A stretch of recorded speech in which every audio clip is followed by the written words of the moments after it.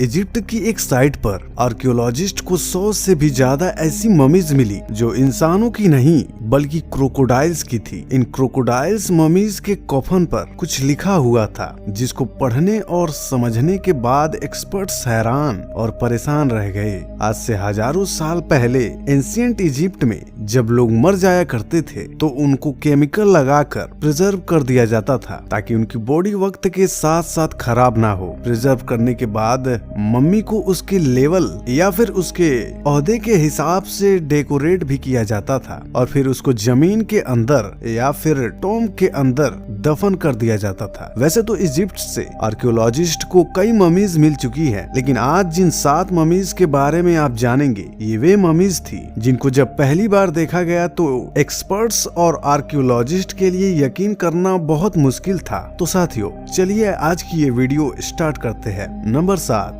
Lady राय। Ancient Egypt की सबसे पुरानी ममीज में से एक ऐसी औरत की ममी भी पाई जाती है जिसको आज लेडी राय का नाम दिया गया है। आज से करीब 140 साल पहले इजिप्ट के थीबन टॉम्ब के एरिया से यह ममी मिली थी जिसने आर्कियोलॉजिस्ट को हैरत में डाल दिया था। जांच से मालूम पड़ा कि 3550 साल पहले लेडी राय करीब 35 साल की उम्र में मरी थी और ऐसा मालूम होता था कि यह किसी एंशिएंट क्वीन की नर्स या फिर मेड हुआ करती थी। लेकिन जिस चीज ने आर्कियोलॉजिस्ट को चौंका दिया था वह थे लेडी राय के बाल। हजारों साल गुजरने के बावजूद भी लेडी राय के बाल अभी तक अच्छी तरह प्रिजर्व थे और इसके बालों के चंद हिस्से तो ऐसे भी थे जिनको देखकर ऐसा लगता था कि यह सिर्फ चंद महीनों पहले ही निकले हो। उस दौर में जिस हेयर स्टाइल के साथ लेडी राय को प्रिजर्व किया गया था वह हेयर स्टाइल भी आज तक ऐसे ही सजा हुआ है।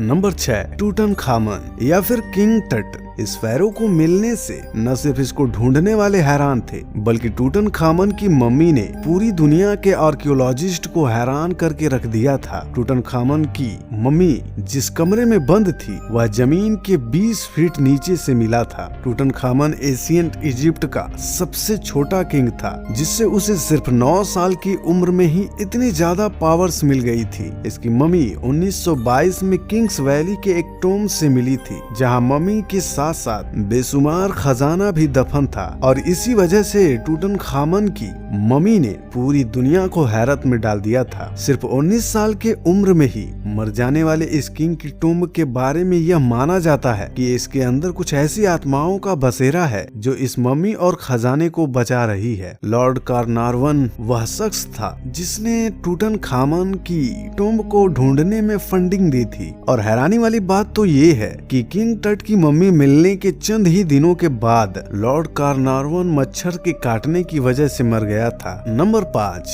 Ramsay's the second. Ramsay's the second ancient Egypt का सबसे मशहूर तरीन लीडर था। दूसरे इजिप्ट बादशाहों के मुकाबले रैमसेस II ने बहुत लंबे अरसे तक अपनी बादशाहत की गद्दी संभाले रखी और जब यह मरा तब इसकी एज 90 साल की थी। रैमसेस II का फेरो 1881 में इजिप्ट के एक छोटे गांव सक्कारा से मिला था। यह वह जगह है जहां सिर्फ एंशिएंट किंग्स, क्वींस या फिर अपर क्लास को ही दफन किया जाता था। जिन आर्कियोलॉजिस्ट ने मम्मी को निकाला था उनका कहना था कि जैसे रैमसेस II अपने दौर में पावरफुल हुआ करता था, हजारों साल के बाद भी इसकी मम्मी वैसी ही ताकतवर दिख रही थी। एग्जैक्ट नंबर तो किसी को भी मालूम नहीं, लेकिन आपको यह जानकर हैरानी होगी कि रिसर्च और डीएनए टेस्ट के मुताबिक रैमसेस II 150 बच्चों का बाप था। 1974 में यह नोटिस किया गया कि रैमसेस II की मम्मी गलकर खराब हो रही है। इसी वजह से फौरन यह फैसला किया गया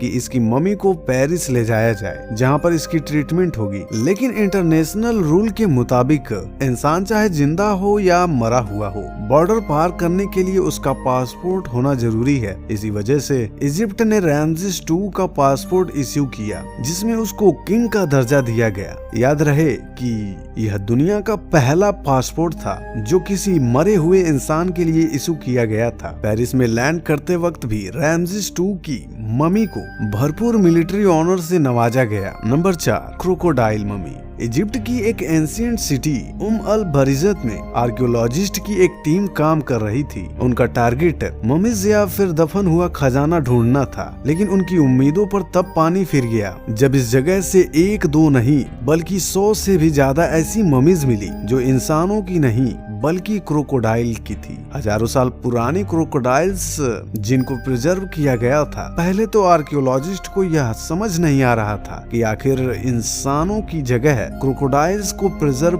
क्यों किया गया था, लेकिन बाद में इन क्रोकोडाइल्स के कफन से कुछ ऐसी चीजें मिली जिन पर कुछ लिखा हुआ था और तब इस मिस्ट्री का गेम ही पलट गया। आर्कियोलॉजिस्ट क्रोकोडाइल्स से ज्यादा उस लिखाई में इंटरेस्टेड थे जो हर क्रोकोडाइल के कफन पर लिखी हुई थी। आखिर हजारों साल पहले एंशिएंट इजिप्शियन का इन क्रोकोडाइल से क्या ताल्लुक था और इनको इतनी इज्जत से क्यों प्रिजर्व किया गया था? इन सवालों के जवाब इसी राइटिंग में थे जो क्रोकोडाइल के कफन पर लिखी थी। रिसर्च से यह मालूम पड़ा कि एंशिएंट इजिप्शियन क्रोकोडाइल को खुदा मानते थे क्योंकि उनके लिए क्रोकोडाइल ताकत का सिंबल हुआ करता था। उस दौर में एंशिएंट इजिप्शियन ऐसे पुतले भी बनाते थे जिनके सर क्रोकोडाइल जैसा होता था और नीचे का हिस्सा इंसानों जैसा। Number 3, गजेल्स mummy. सिर्फ क्रोकोडाइल ही नहीं वह जानवर थे जिनकी ममीज इजिप्ट से मिली थी, बल्कि आर्कियोलॉजिस्ट को कई हिरणों की ममीज भी मिल चुकी हैं। यह जो हिरनी की ममी आप देख रहे हैं यह आज से तकरीबन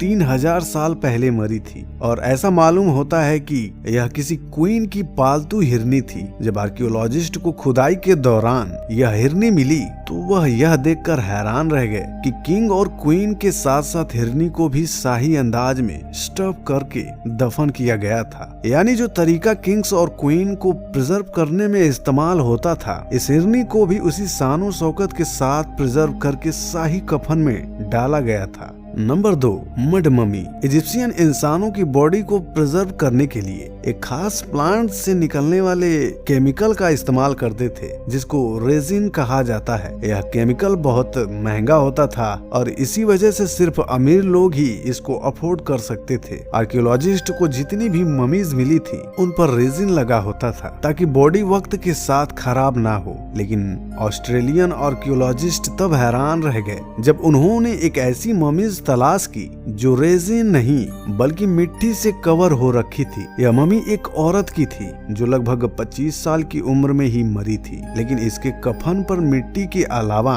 कुछ और भी था जिसने आर्कियोलॉजिस्ट को हैरत में डाल दिया था। लैब टेस्ट से यह मालूम पड़ा कि यह ममी 3000 साल पुरानी थी, लेकिन इसके इर्द गिर्द जो मिट्टी लगाई गई थी वह इसके मरने के काफी सालों के बाद लगाई गई थी। रिसर्च के बाद यह समझ आया कि यह ममी किसी गरीब घर की औरत की थी जो रेजिन अफोर्ड नहीं कर सकते थे। इसी वजह से इसको मिट्टी से प्रिजर्व किया गया था, लेकिन इसके मरने के काफी सालों बाद इस पर मिट्टी क्यों लगाई गई यह अभी भी आर्कियोलॉजिस्ट के लिए एक सवाल या कहें निशान बना हुआ है। Number 1, mummy with tattoos. Tattoos बनवाना आजकल के मॉडर्न दौर में फैशन समझा जाता है, लेकिन पुराने दौर में भी टैटूज की बहुत अहमियत हुआ करती थी। डेर एल मदीना के मकाम पर आर्कियोलॉजिस्ट को 7 ऐसी औरतों की ममीज भी मिल चुकी हैं जिनकी बॉडी पर टैटूज देखे गए हैं और एक ममी के बॉडी पर तो 30 से भी ज्यादा टैटूज देखे गए। आर्कियोलॉजिस्ट का कहना है कि आज से पहले उन्होंने कभी भी ममीज पर टैटूज बने नहीं देखे थे, लेकिन यह देखने के बाद यह कहना गलत नहीं होगा कि एंशिएंट इजिप्ट में भी